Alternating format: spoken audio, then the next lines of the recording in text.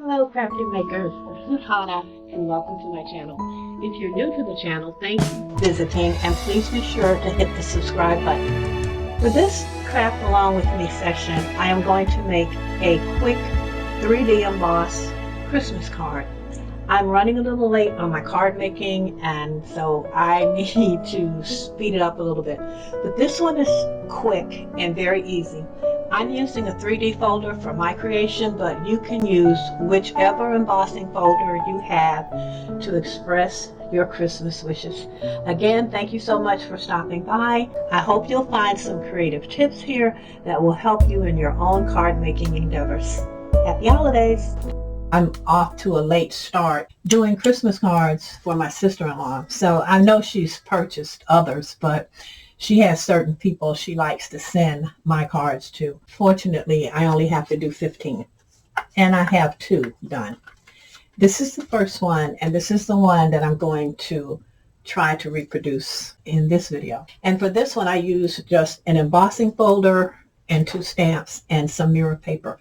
So this is what it looks like. And I don't know if you can see the glitter on the pine branches, but there is quite a lot of glitter glue on there. I wanted to create the impression that the pine needles had snow on them, and I was trying to figure out how to do that. And so I figured the best way to do it was just to color the leaves using my embossing folder as opposed to using any of my glitter paste or anything like that. I didn't want to do that. So this seemed to work out very well. It's in real life, it's really a very pretty card. And then I just used some green mirror paper behind it. And I haven't decided what I'm going to put on the inside, so the inside is blank. So that's what we're going to be doing. Let me go over the project list. What will you need? You will need some blending brushes, and I'm using Distress Oxide. You can do your coloring however you want. The first card I did, I used Bundle Sage, Hickory Smoke, Rustic Wilderness, and Peeled Paint.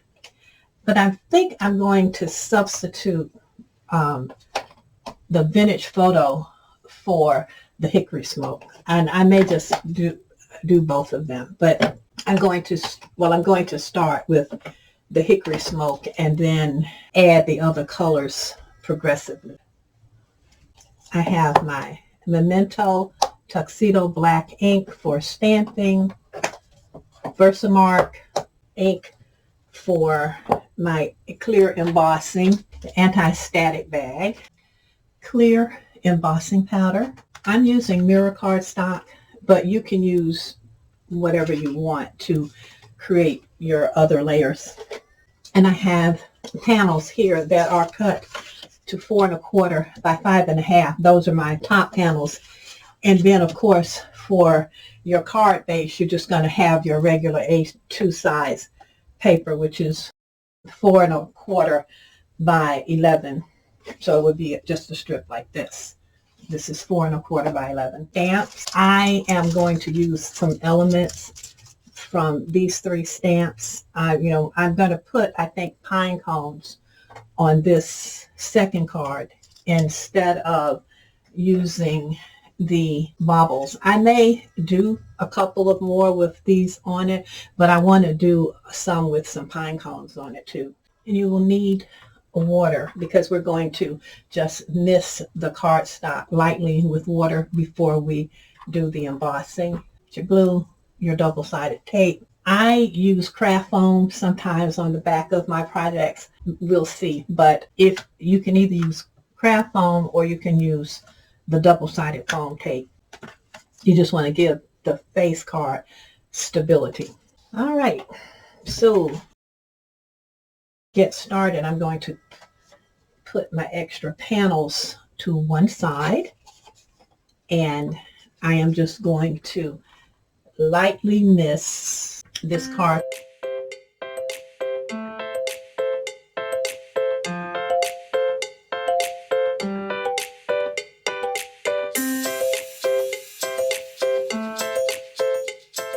Now I'm placing my card at the very edge here because I already know that I'm still going to have to cut off because this panel is 4¼ by 5½. But you can just put in an oversized sheet. The main thing is just to make sure that this doesn't move, and you can secure it with washi or with removable tape. Now this is a 3D folder, but if you have a 2D embossing folder, you can still do the same thing. You just make sure you put like a piece of cardstock as a shim on top of it, just so that you get a deeper impression. I am going to take my hickory smoke, and I'm just going to, this is very light. You're not really, I'm just trying to make sure that the branches are darker, that there are some darker areas when I start.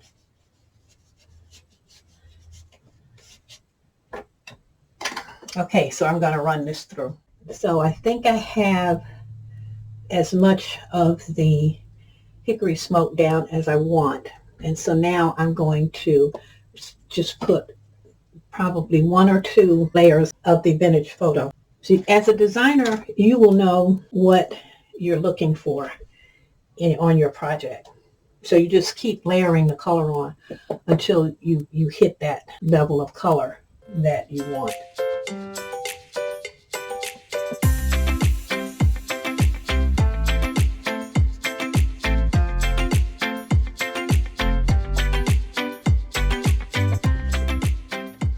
So I have put on, and I hope you can see that, 2 layers of the vintage photo.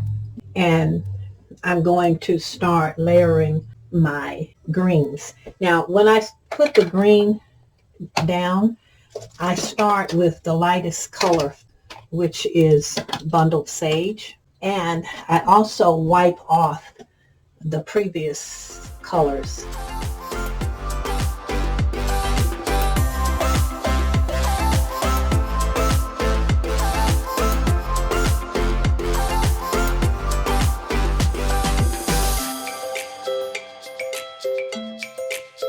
I'm sure there are easier ways to get this effect. Like you could just go in with a glitter paste, and then you could color your leaves and then go in with the glitter paste and do your color that way. But I like this method. So the next green that I'm putting down is my peeled paint. And I don't wipe between these guys because there's no need.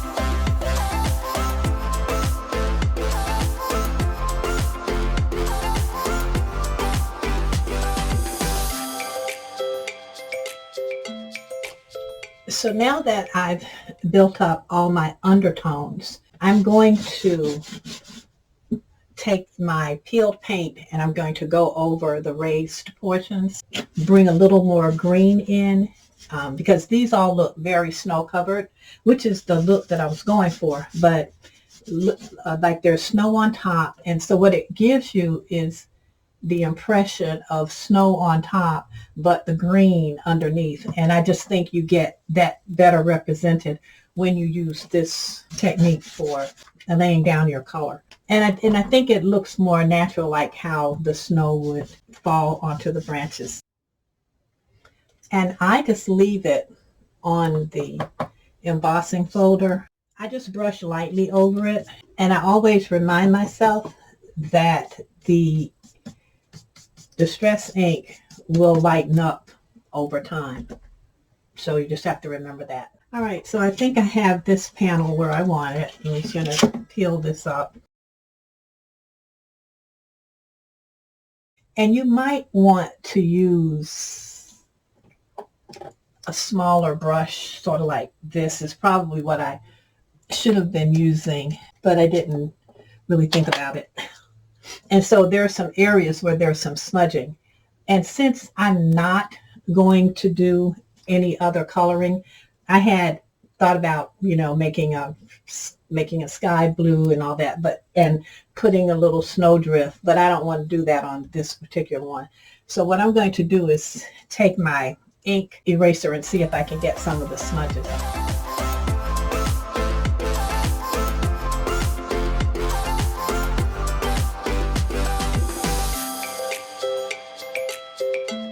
So that's cleaned up enough because I'm going to be stamping in some of these areas. So I'm ready to move forward with my stamping. After playing around with all of the pine cones that I had on hand, none of them really gave me the effect that I was looking for. So I decided that I would have to go back to my ornaments.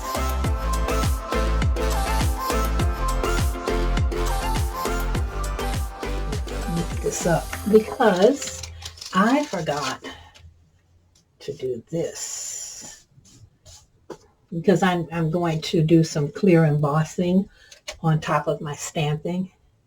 So I want to use my anti-static pillow. Okay, you go, and hold you down there. And I'm not really sure how this is going to work because this sentiment is a little long and it's going to be on top of the leaf, and I can't mask it because the first part of the word would be missing. So I'm going to just give this a try, see what happens. We shall see, said the blind man.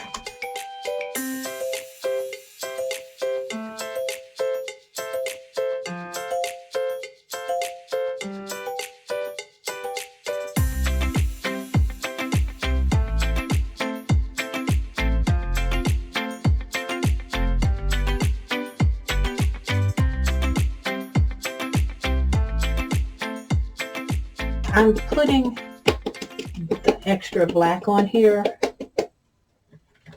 but it doesn't really matter that much because I'm going to stamp over this. That worked out okay. I was really worried about how that was going to look, but it worked out fine.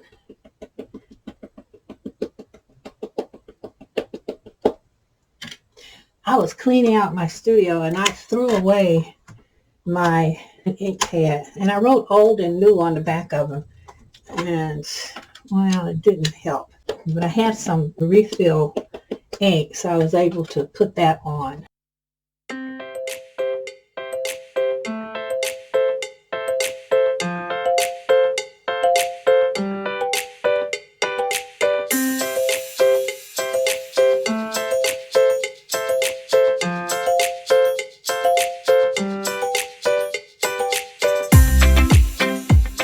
I'm going to take my hoo-hoo marker, and I like these markers, because these color markers, because they have the fine tip on the end. So you have fine tip on one end and a brush tip on the other end, and I'm just going to draw in the line just so they do appear to be hanging from the tree. The reason I use the clear embossing powder is so that I can color inside my ornaments, and it also just gives it more dimension on the page, so, and I like that. Okay, so now I'm going to color one red,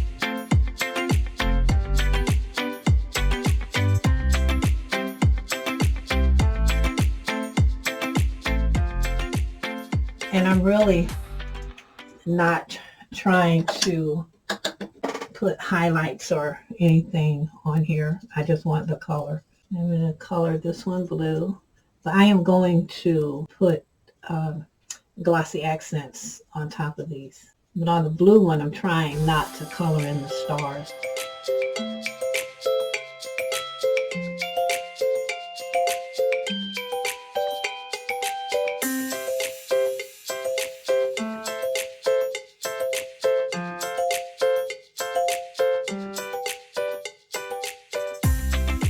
So my stars are supposed to be silver, and it's not quite as silvery as I would like them, but we will see what they look like once the glitter and the glossy accents go on. My glossy accent's so old, I hope it still works. And normally I would use this little sprayer to spray this glitter on, but I am so afraid of making a mess. And you know that glitter gets everywhere.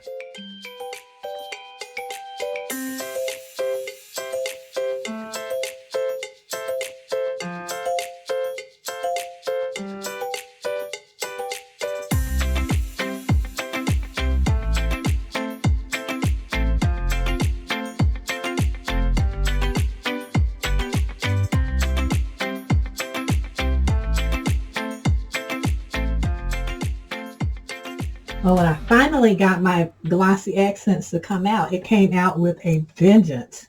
I guess I had an air bubble in there, and it was all over everywhere, so I had to be careful now. And of course, with these, when you put the glossy accents on it, you're going to have to put it, set it aside and let it dry. I put glitter underneath. So what I like to do is to sprinkle a little more glitter on top, just a little. And so I just will tap it off of here. Now for my branches, I just take a little glitter glue, and this is glitter glue that my husband picked up at the Dollar Tree. He was like, "Oh, I saw this at Dollar Tree. You use glitter glue, right?" And he got this when everything was, it was still $1, but I think for some reason he ended up getting this for a little less than $1. And so I just take this glitter glue and brush it.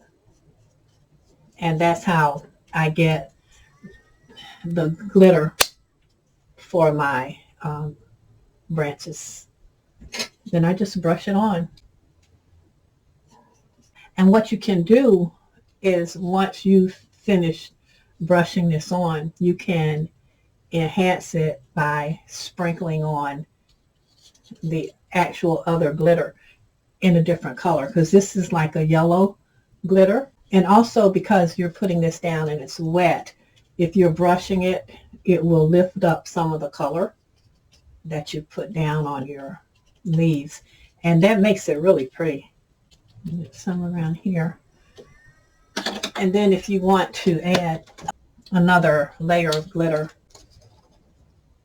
while the glitter glue is still wet, you can just, however you want to add it. This just become my method. And then when everything is dry, I just brush off. And I have glitter in all different colors. I mean, glitter glue, and I have blue glitter and the various iridescent colors. So you just figure out what you want it to look like. And so that's your card face. And of course, we'll have to let this dry. So what I will do, though, is go ahead and attach my mirror card to my card base. And this will, after it's dry, have to be cut down. But we'll see that after it has. All right, so our glassy accents is partially set. I actually put my finger down in it. It's not fully set, but I didn't do any damage. My ornaments still look like ornaments. I am going to now attach this to my mirror card. I've already prepared my mirror layer, but before I do that, I need to stamp.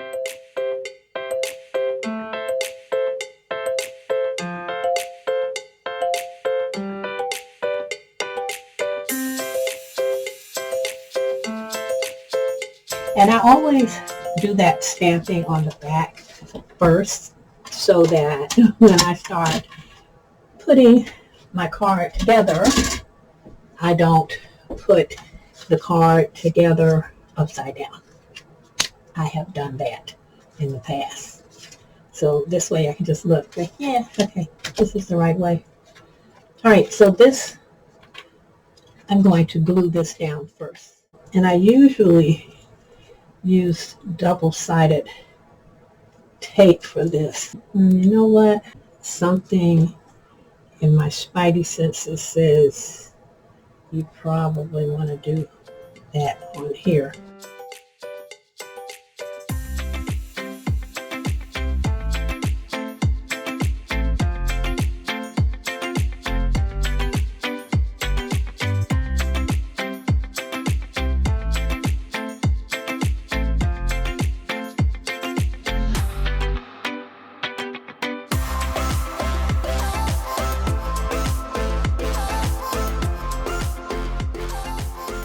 Okay, so we've got that down, and that red mirror card looks really great on there. And so now I'm just going to stretch this out and peel off the release paper. And I'm putting the glue on here because it gives me some oops time. And I can move this around. These margins are pretty thin all the way around. It's just 1/8 of an inch. Now for my inside panel, whatever I decide to stamp on the inside, I will use another sheet of paper and stamp it and then glue it down to the inside. And I do that because I used a really heavy weight cardstock because it's going to have to support the weight of these layers plus the double-sided tape. So to balance that out, I always use an extra sheet of cardstock. So there we go. It is finished. And this one, the green is a little darker, but you still have that snowy effect, and you've got the snow. And I just think because it is the white from the cardstock and not white from anything being applied to it, it just looks more natural, like how snow would accumulate and some of it is starting to melt. So that's that project. I didn't use a lot of anything special, but I will link down below all of the supplies that I use to make this project. Thank you so much for stopping by, and see you next time.